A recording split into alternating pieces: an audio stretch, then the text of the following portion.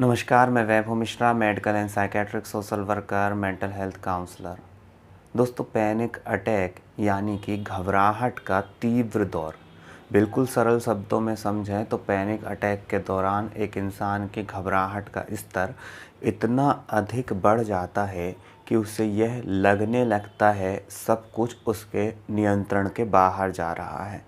हृदय गति बहुत तेज हो जाती है, हाथ पांव से पसीना आने लगता है, शरीर में एक थरथराहट कंपन सी उठने लगती है और ऐसा लगता है कि मानो सारे के सारे विचार कंट्रोल के बाहर जा चुके हैं।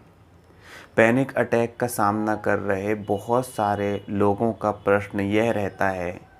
कि हम नहीं चाहते हैं कि हम तनाव में आएं, हम नहीं चाहते हैं कि हम चिंता करें, परंतु उसके बावजूद भी बार बार पैनिक अटैक आखिर आते क्यों हैं। बहुत सारे लोग यह भी बोलते हैं कि उनके जीवन की सारी परिस्थितियां सामान्य हैं, सब कुछ ठीक चल रहा है, लेकिन उसके बावजूद भी उन्हें पैनिक अटैक आते हैं, घबराहट का तीव्र दौरा आता है और वह अपने आप को बिल्कुल भी नियंत्रित नहीं कर पाते हैं। तो यह जो एक प्रश्न है दोस्तों, पैनिक अटैक बार बार क्यों आता है,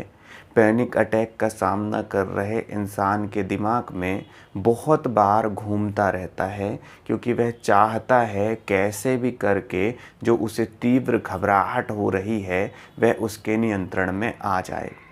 अगर आपकी भी यही समस्या है दोस्तों, तो मेरी बात को बहुत अच्छे से समझिएगा ताकि आपको पैनिक अटैक को नियंत्रित करने में मदद मिल सके। होता यह है दोस्तों, जब कोई इंसान बहुत लंबे समय से तनाव का सामना कर रहा होता है तो अचानक एक दिन उसको पैनिक अटैक आता है। ऐसा ज़रूरी नहीं है कि ऐसा होगा, पर बहुत सारे लोगों के साथ यह स्थिति बनती है कि अगर वे बहुत लंबे समय से तीव्र तनाव का सामना कर रहे हैं, क्रोनिक स्ट्रेस का सामना कर रहे हैं किन्हीं भी कारणों से, तो इस बात की बहुत अधिक संभावना है कि उन्हें पैनिक अटैक आ जाएगा।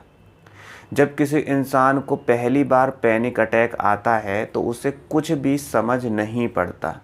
क्योंकि जो तीव्र घबराहट हो रही है उसे इतना अधिक बेचैन और डर से भर देती है कि उसके मन में यही विचार आता है कि अब वह नहीं बचने वाला है।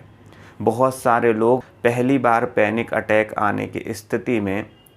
हॉस्पिटल तक पहुंच जाते हैं। कई बार तो उन्हें इमरजेंसी वार्ड में भी शिफ्ट कर दिया जाता है, क्योंकि वह इतना अधिक बेचैन और घबराए हुए रहते हैं कि कई बार डॉक्टर भी डर जाते हैं कि शायद यह बहुत ही गंभीर स्थिति है। पैनिक अटैक का अनुभव इतना बुरा होता है कि जिस इंसान ने पैनिक अटैक का सामना किया है वह कभी भी नहीं चाहता कि उसे दोबारा पैनिक अटैक आए।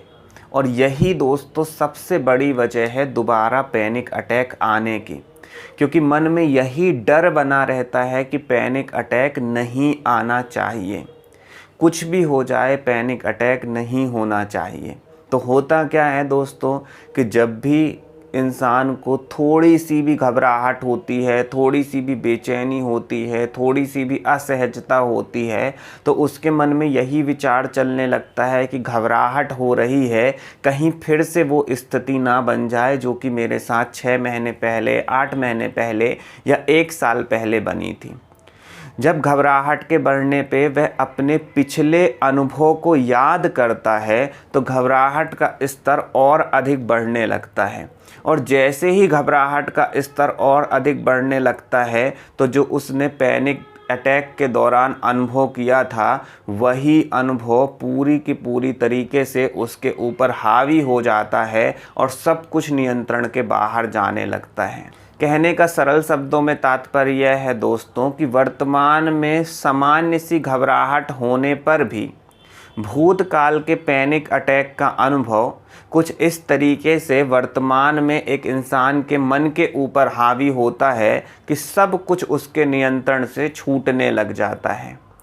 वह नहीं चाहता कि पुराना अनुभव वर्तमान में आए, परंतु क्योंकि वर्तमान में घबराहट हो रही है, क्योंकि वर्तमान में किन्हीं परिस्थितियों की वजह से बेचैनी हो रही है, तो उसका सीधा मन पास्ट में जाता है, यानी कि भूतकाल में जाता है। और एक तरीके से आप कह सकते हैं कि भूतकाल के अनुभव का वर्तमान से जुड़ाव हो जाता है और सब कुछ नियंत्रण के बाहर जाने लगता है। तो यह एक बहुत बड़ी वजह बनती है दोस्तों, पैनिक अटैक का सामना कर चुके इंसान के साथ बार बार पैनिक अटैक आने के संदर्भ में।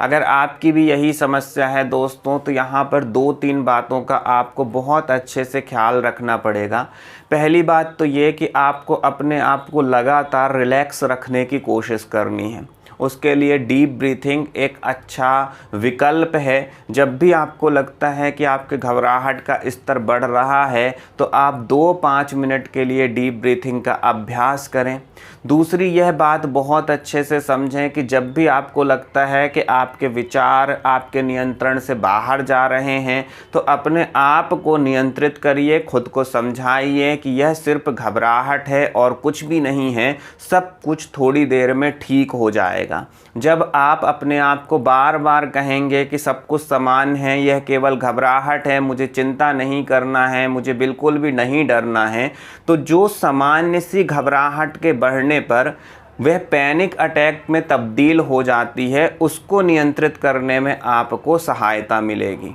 आपको यह बात भी बहुत अच्छे से ध्यान रखनी है दोस्तों कि कई बार हो सकता है आपको पैनिक अटैक आते भी ना हो, परंतु क्योंकि आपने पास्ट में अनुभव किया है, इसलिए सामान्य सी होने वाली घबराहट को भी आप पैनिक अटैक से कनेक्ट कर देते हैं। तो यहाँ पर यह बात भी आपको ध्यान रखना है कि जब आपकी घबराहट का स्तर बढ़ता है और आपका मन आपको पास्ट में लेकर के जाता है, तो खुद को समझाना है कि मुझे उसके पास्ट के अनुभव से अपने आप को कनेक्ट नहीं करना है, वर्तमान में जो मुझे हो रहा है उसको ठीक करने के ऊपर प्रयास करना है, मुझे खुद को वर्तमान में रिलैक्स रखने का प्रयास करना है। जब आप लगातार ये अभ्यास करेंगे दोस्तों कि अभी क्या हो रहा है, ना कि पहले क्या हुआ था, जब आप यह सोचते हैं कि अभी क्या हो रहा है, तब आप एक्शन लोगे कि आपको क्या करना है, और जो मैंने एक्शन बताए वही आप अगर अपनाते हैं तो डेफिनेटली आपको फ़ायदा मिलेगा। पहली ये बात कि आपको रिलैक्स अपने आप को करना है, जिसके लिए आप डीप ब्रीथिंग का अभ्यास कर सकते हैं, और दूसरा खुद को बार बार समझाना है कि मुझे जो वर्तमान में हो रहा है वह सिर्फ सामान्य सी घबराहट है, धीमे धीमे करके यह चली जाएगी, सब कुछ ठीक है, सब कुछ नॉर्मल है, और आप पाएंगे कि बदलाव धीमे धीमे करके दोस्तों आने लगेगा, क्योंकि आप सही तरीके से खुद के ऊपर नियंत्रण हासिल करने का अभ्यास कर रहे हैं। और अगर आप पाते हैं दोस्तों कि आपके प्रयासों के बावजूद भी आपकी समस्या का कोई भी समाधान नहीं हो पा रहा है, तो आप ऑनलाइन मेंटल हेल्थ काउंसलिंग के लिए संपर्क कर सकते हैं। अपना ख्याल रखें। अगले वीडियो में किसी नए विषय के साथ आप सभी से फिर मुलाकात होगी। नमस्कार।